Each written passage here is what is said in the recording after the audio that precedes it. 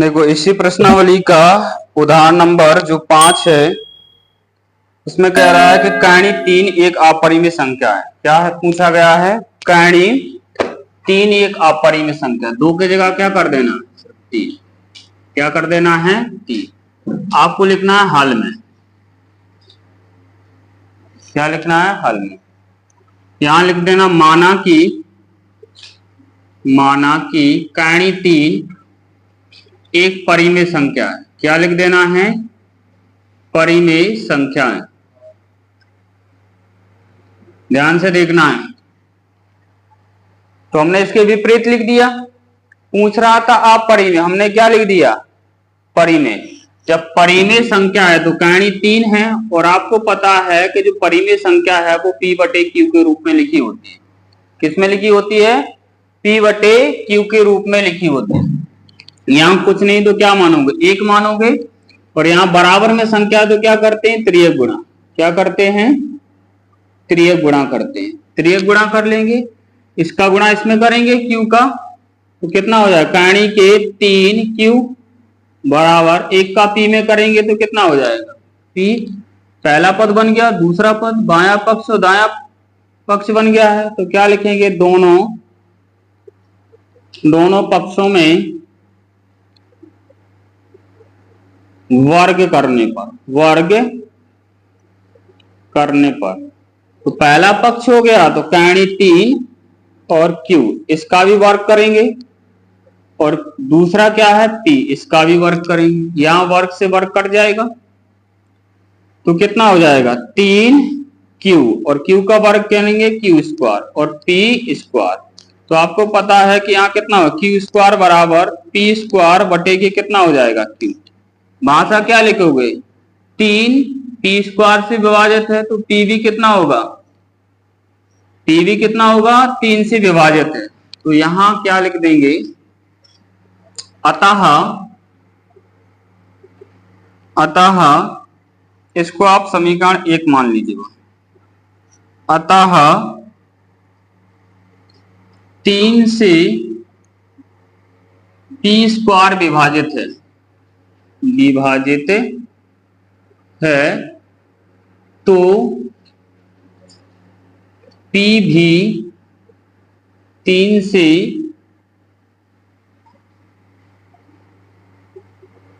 विभाजित होगा। इसको मानिए स्थिति फर्स्ट, पहली स्थिति मानिए। तब P का गुणनखंड भी लिख सकते हो, उभयनिष्ठ गुणनखंड भी लिख सकते हैं। कितना होगा? 3 होगा। कितना लिख सकते हैं? 3 होगा। तब आप P बराबर कितना है? 3m लिखिए। कितना लिखिए? 3m। ये 3 गुणनखंड है। वहां कितना लिख रहे थे? 2 था तो कितना है? 2m। वहां 2 इसलिए क्योंकि 2 का ही ऊपर भाग जा रहा था, नीचे ही भाग। यहाँ 3 का ऊपर और 3 का नीचे।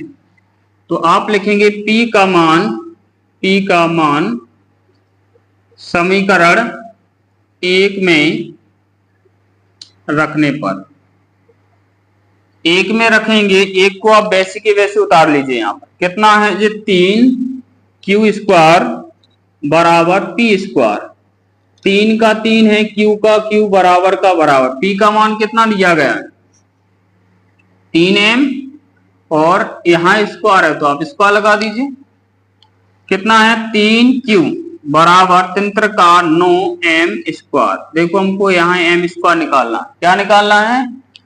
तो आप लिखोगे m स्क्वायर बराबर, तो जी वैल्यू लिख देना आप 3Q स्क्वायर और इसको आप नीचे लिख देना भाग में 9। 3 एकम 3 तंत्र का 9।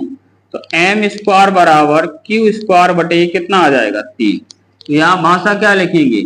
3 Q से विभाजित है तो Q स्क्वायर भी कितने से विभाजित होगा? 3 से विभाजित होगा। वैसे की वैसी सब कुछ है। तो क्या लिख सकते हैं? अतः 3 से Q स्क्वायर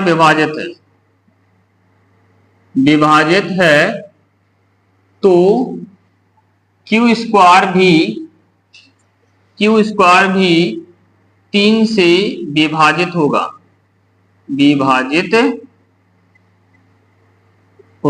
स्थिति क्या बनाना है आपको, स्थिति सेकंड, स्थिति क्या होगी हमारी सेकंड।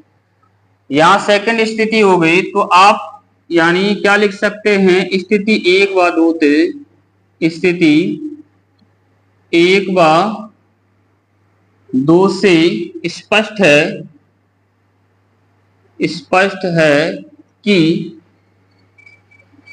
P बटे Q एक परिमेय संख्या नहीं है, एक परिमेय संख्या नहीं। जब परिमेय संख्या नहीं है तो इसलिए कर्ण 3 एक अपरिमेय संख्या है, अपरिमेय संख्या है। और लिख देना यही सिद्ध करना था, यही सिद्ध करना था। क्लियर है नहीं? फिर से समझ लीजिए, पूछा गया है कि कर्ण 3 एक अपरिमेय संख्या है। क्या है? अपरिमेय संख्या। आपको क्या मान लेना, इसके विपरीत माना कि कर्ण 3 एक परिमेय संख्या है, तो परिमेय आपको पता है किस में लिखी होती है, P बटे Q के रूप में लिखी होती है। ऐसी संख्या जो P बटे Q के रूप में लिखी है उसको क्या कहा जाता है, परिमेय संख्या। जब संख्या हो बराबर में तो क्या करते हैं, तिर्यक गुणा। Q का करेंगे कर्ण 3 में, कर्ण 3 Q बराबर है तो बराबर, 1 का करेंगे P में तो ओनली कितना होगा, 1 P। पहला पक्ष बन गया, दूसरा पक्ष बन गया, दोनों पक्षों में क्या कर देना, वर्ग कर देना। वर्ग का मतलब स्क्वायर होता है, तो यहाँ भी स्क्वायर करना है, यहाँ भी स्क्वायर करना है। यहाँ स्क्वायर करेंगे, यहाँ भी स्क्वायर कर दिया, स्क्वायर से एक स्क्वायर कट जाएगा, कितना बचेगा, 3। तो यहाँ कितना बचा हुआ है, Q का वर्ग करेंगे, Q स्क्वायर बराबर है तो बराबर P का वर्ग करेंगे तो P का स्क्वायर। समीकरण इसको 1 मानना है। आपको पता है कि जे वाली वैल्यू Q स्क्वायर है और गुणा की कहाँ जाती है, भाग में जाती है, तो P स्क्वायर बटे के 3। यहाँ भाषा क्या लिखना है, 3 से P स्क्वायर विभाजित है, 3 से P स्क्वायर विभाजित है तो P स्क्वायर से भी 3 विभाजित होगा, P स्क्वायर से भी 3 विभाजित होगा। स्थिति क्या बनाना है, पहली स्थिति। तब P का गुणनखंड कितना मान लेना आपको, 3। P का गुणनखंड कितना होगा, 3, क्योंकि 3 से ही जो विभाजित है, वहां 2 से था तो 2 माना था, तो P का मान कितना होगा, 3m। यहां लिख देना माना, यहां क्या लिख लेना है, माना। तो P का मान हो गया। P का मान किस में रखना है, समीकरण 1 में रखना है। समीकरण 1 को उठाकर यहाँ पर ले आइए, कितना है, 3Q स्क्वायर बराबर के P स्क्वायर। इसको आप वैसे की वैसे लिख सकते हैं, 3Q स्क्वायर बराबर है तो बराबर P का मान कितना है, 3m स्क्वायर। कितना है, 3m स्क्वायर, इस पे चढ़ा हुआ तो चढ़ा दीजिए स्क्वायर, तो कितना हो जाएगा, 3Q स्क्वायर बराबर 3 का वर्ग कितना होगा, 9, m का वर्ग कितना होगा, m स्क्वायर। हमको निकालना है m स्क्वायर, क्या निकालना है, m स्क्वायर। तो कितना हो जाएगा, 3Q स्क्वायर और गुणा की संख्या कहाँ जाएगी, भाग में। 3 1 काम 3, 3 का 9, तो 1Q स्क्वायर बटे के 3 बचेगा। यहाँ भाषा क्या लिखो, 3 से Q स्क्वायर विभाजित है, 3 से Q स्क्वायर विभाजित है तो Q भी कितना है, 3 से विभाजित है। स्थिति क्या बनेगी, 2 बनेगी। स्थिति 1 व 2 से स्पष्ट है कि P बटे Q एक अपरिमेय यानी परिमेय संख्या नहीं है। परिमेय नहीं है तो क्या होगी, अपरिमेय होगी। जब अपरिमेय होगी तो क्या है, इसलिए कर्ण 3 एक अपरिमेय संख्या। यही हमको सिद्ध करना था। दोनों क्वेश्चन, एक और क्वेश्चन है इसी प्रकार का, मेरे को फोटो कॉपी है, सिर्फ ओनली क्या करना है, डिजिट बदलना है। यहाँ क्या रखते हैं, 2 के जगह पर 3 3। अब की बार जो नेक्स्ट क्वेश्चन होगा कर्ण 5 वाला, सिर्फ वहां क्या रख देना है, कर्ण 5।